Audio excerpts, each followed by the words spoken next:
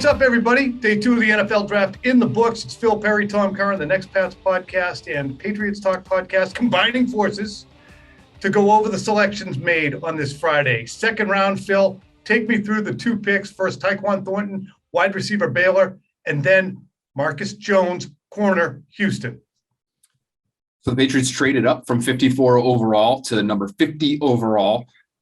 I think anticipating a run on receivers, Tom. And so they went and they got their guy at receiver, Tyquan Thornton, 6'2", 180 pounds, very thin, very small hands, 8 1/4 inches, very thin wrists, which is one of the oddest details that I have ever learned about a prospect ever. But shout out to a friend of the Next Pats podcast, Dane Brugler of The Athletic, for having those nitty gritty details in his draft guide. So this guy, 6.5 inches, is that correct? 6.5 inches? 6.5 inches, I believe it was what it was. 6 3/4 potentially. Either way, it sounds thin. I have no idea. If you measure my wrists right now, I would have no idea what they would be. But this guy is long, lean, and lightning fast. 4.2, 840. So that's one of the best ever, right? One of the best ever. 98th percentile of receivers at the NFL Combine over the course of the last 20 years or so. So electric straight line speed, Tom. Did not make our prototypical Patriots list this year because the agility times were not so hot. Okay, so the 3-cone was slow. The short shuttle was slow relative to other highly drafted Patriots receivers. But you're getting somebody with a decent-sized frame there in Thornton with the speed to, quote-unquote, take the top off the defense. And I think this is something the Patriots understood they really significantly lacked last year, and it made them not easy to defend, but simpler to defend. If you could stop their running game, you could stop them because there were no threats down the field.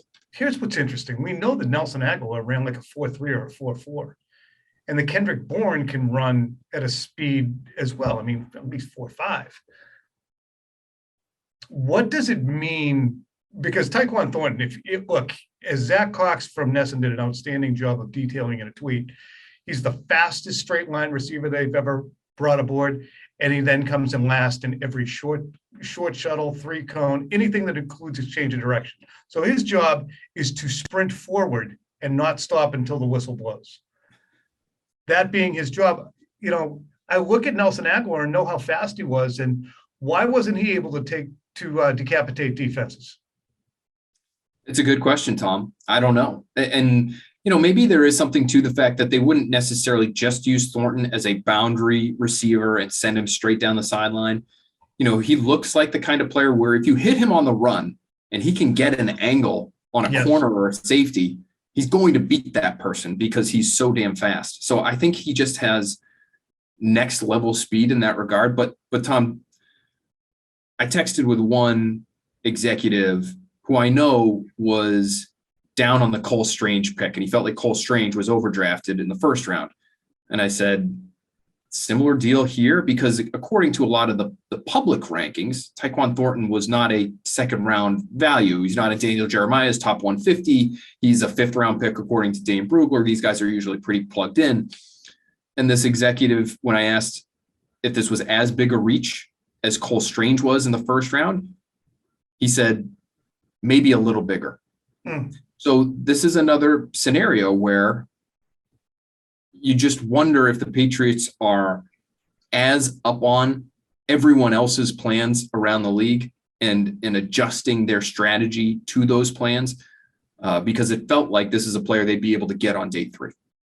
That being the case, what would we then say to the counter from someone and say, well, who cares what everybody else plans to do? If the Patriots targeted Cole Strange and Tyquan Thornton and took him at the places they did, what's it matter if they didn't take Trent McDuffie and they decided that they, didn't need Sky Moore? If they got the players they wanted to, what difference does it make? Well, I think the draft is a game. And if you're choosing not to play the game because you're going to be in your own little silo and you're just going to make sure you get the players that you want, that's fine for you. But it also would ignore the fact that, these other teams might have some level of draft IQ too, that maybe you should be referencing at certain points in time and saying, well, should we be considering that player? Why are other teams so high on this guy and we aren't? And Tom, maybe they're doing that. I'm sure they are to a certain extent. But to play the game means if you understand that you love a player, but no one else does, you don't have to take him as early as his value to you might warrant. If Cole Strange is a 3rd-round pick to the rest of the league, you might not have to take him in the 1st round. Maybe you could take him in the 2nd, and it might still be a little bit of an overdraft, but now you've made sure you got your guy and you got ostensibly a more valuable player with your 1st pick. That's the issue. It's just, it's the unwillingness seemingly to play the game that is the NFL draft. And it would be, I guess, if the Patriots were on a hot streak of their unconventionality paying great dividends. If things were going great with that approach over the past 5 or 6 years, then you'd say, okay, I get it. But overreaches with whether it be free agents or personnel moves, or, the Patriots have walked a plank very much with their coaching staff this offseason. They operate without a defensive coordinator. It's a committee. I don't know who's running the committee, probably Bill. But the results on the field lead one to believe that they didn't keep up with the Joneses well enough at the end of the year. It was an undisciplined defense that had substitution mistakes, personal fouls. It was too slow to compete. So we look at that. It's unconventional. And nothing's been done to tweak that offensively. They've lost a running backs coach in Ivan Fears, an offensive line coach in Cole Popovich, another offensive coach in Mick Lombardi. They lost, obviously, the best offensive coordinator in the league in Josh McDaniels. And there's no real apparent plan for what they're going to do there. Unconventionality means, okay, when we are going to veer, we're going to take N'Keal Harry in the 1st round. Other teams didn't think he was a great pick in the 1st round. Patriots did. And we said, makes sense. You lost Gronk, go get a big target guy. Well, he didn't end up being that good. Isaiah Wynn, people thought, well, he's a little small to play tackle. Turns out he actually played okay out there, but he got hurt all the time. Took a running back, Sony Michel, in the 1st round. Hadn't worked out. Cyrus Jones, 2nd round, didn't work out. Duke Dawson, 2nd round, didn't work out. So the unconventionality that the Patriots have employed, that worked with Rob Gronkowski, that worked with Devin McCourty 12 and 13 years ago, now makes one say, when they're veering, when everybody else is going in a straight line, you say, I don't know if this has been working, guys. That's the upshot as well. Yeah, it is interesting to go back through their history and look at the unconventional picks. I mean, Logan Mankins is one that we've talked about this weekend because of the Cole Strange selection. Unconventional, but also successful.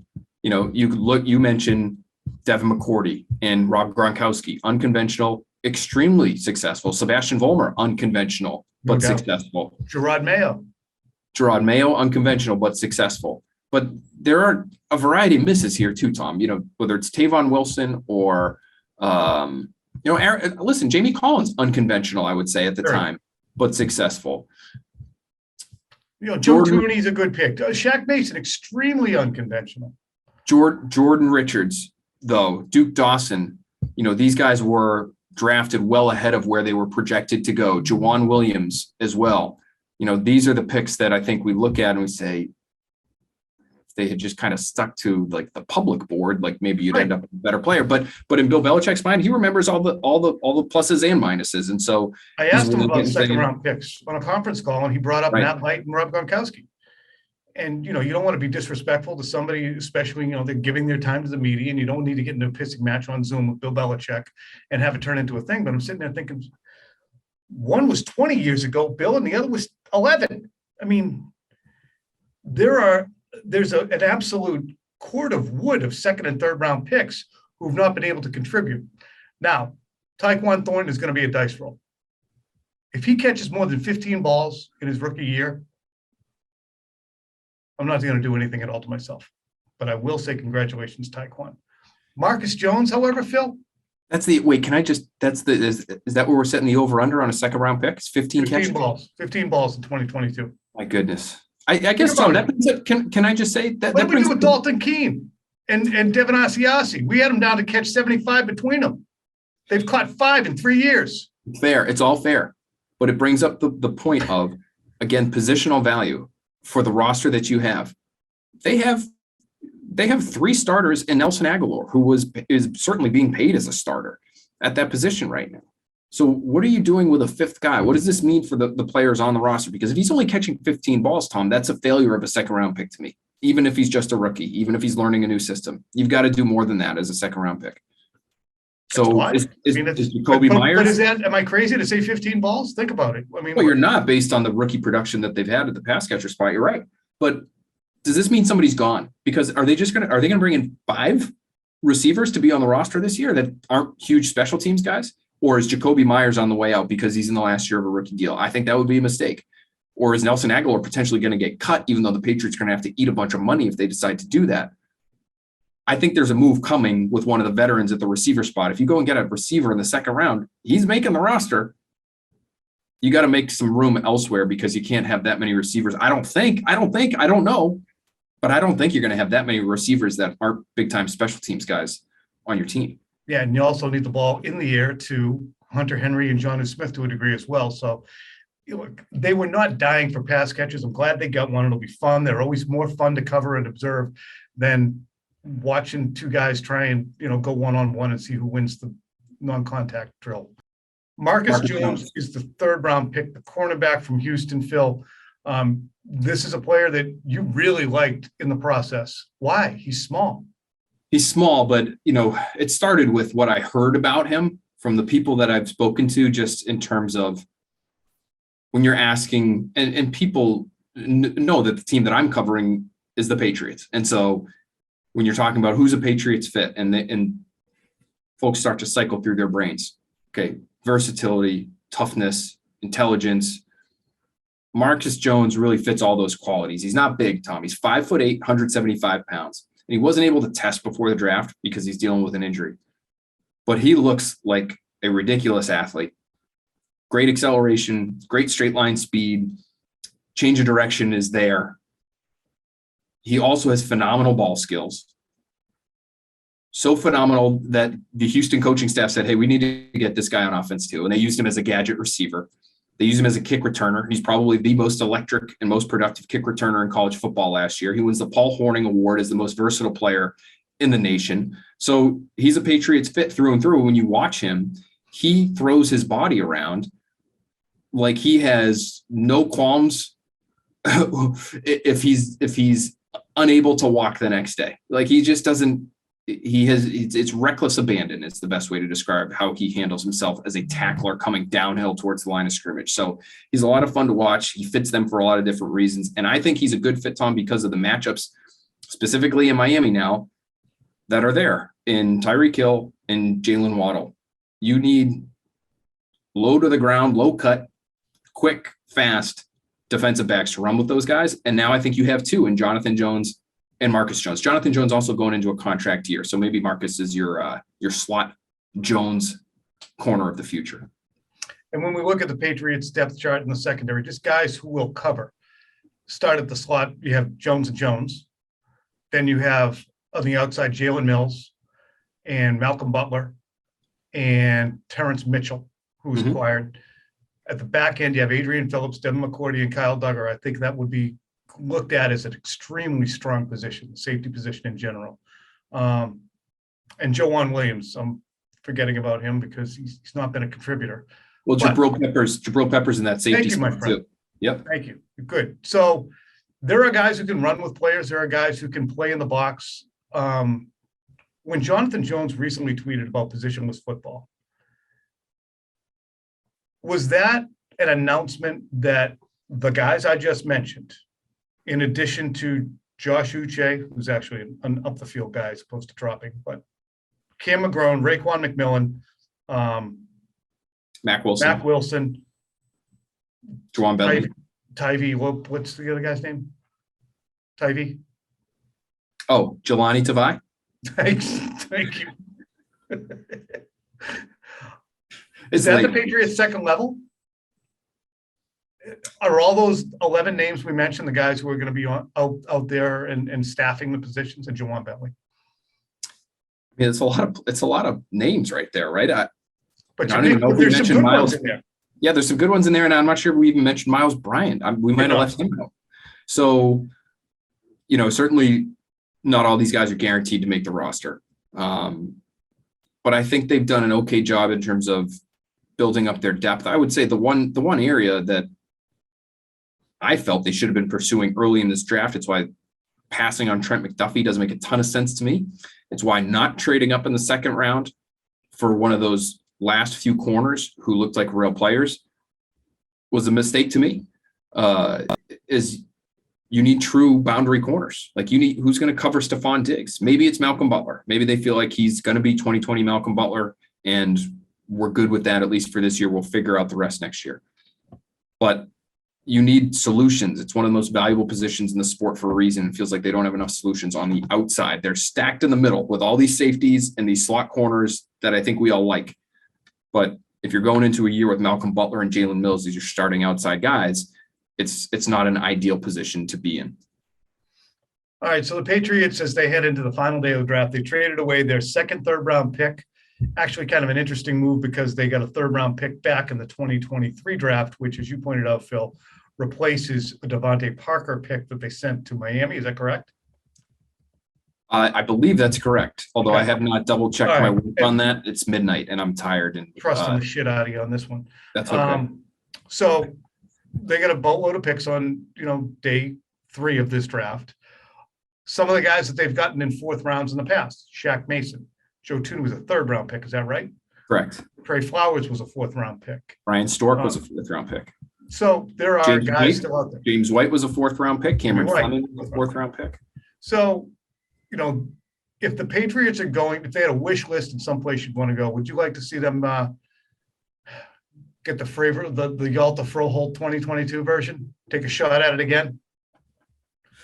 That's a tackle who hasn't worked out yet, or a guard. Right.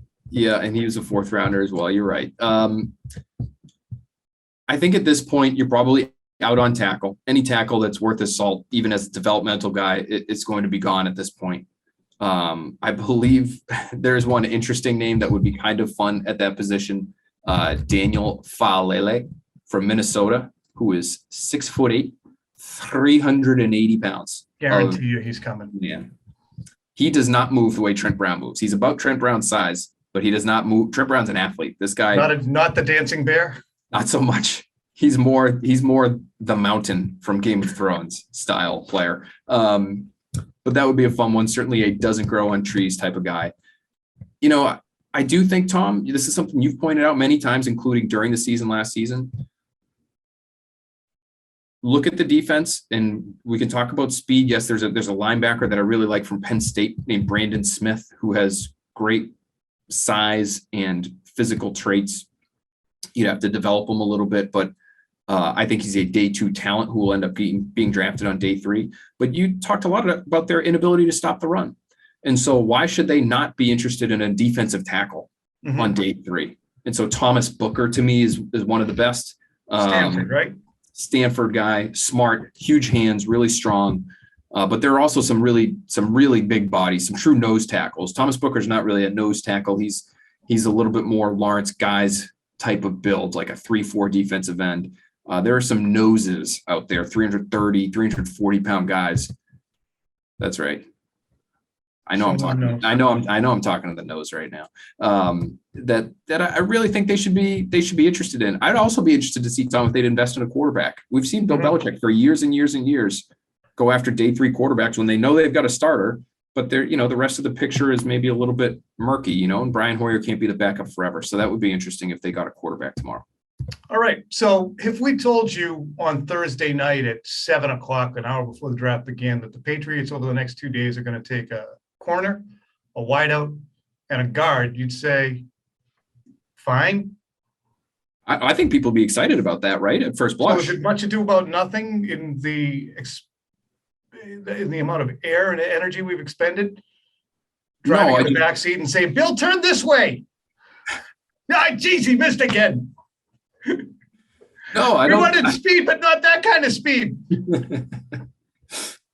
I just think if you put it that way and you say to them corner, receiver, guard, they're probably assuming the guard comes 3rd and the corner is a 1st-round premier talent and the receiver is a receiver that they'd heard of because it's a deep receiver class. And we've been looking at these guys for 3 months. Yeah. But it's a receiver nobody knows. Trent McDuffie, Sky Moore, and Bernhard Reimann, we wouldn't be able to keep you on the ground right now. They would be touted, and this doesn't mean anything, right? But they would be touted everywhere on the internet as having the best draft of any team in professional sports, not even just the NFL. That's how good it would be. But alas.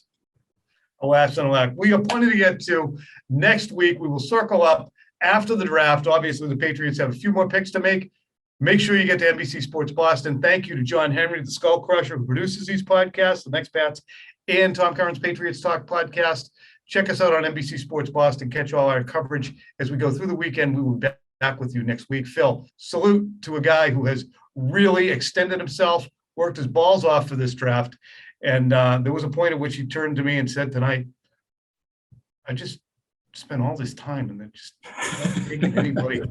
You just want to know who the guys are when they come off the board. You know, the Tyquan Thornton pick was a little bit of a that was a little bit of a jarring one. I'll say that. Yeah, I mean, you know, hey, listen, we got a name comes off, and I immediately look at Phil, and when I see a vacant stare from Phil, and he's trying to, I go, oh, he doesn't know him. I mean, I knew he was a receiver from Baylor and he's really fast because everybody from Baylor is really fast. But after that, I did not know anything about his wrists or about his 3-cone time or his short shuttle. Because when you go through your initial stuff, Tom, and we're doing our prototypical Patriots series, there are certain things you look for and you just eliminate guys. It's a process of elimination. You can't be looking at 400 guys in detail. So you look at the 3-cone, you say, well, he's got a 7.3 3-cone and his short shuttle stinks. And he's 180 pounds at 6'2". That's not going to work here. Bye. And he ends up getting drafted 50 overall when he's not considered a day 2 player by most people. The new sheriff in town. All right, guys. Appreciate you. Bye-bye.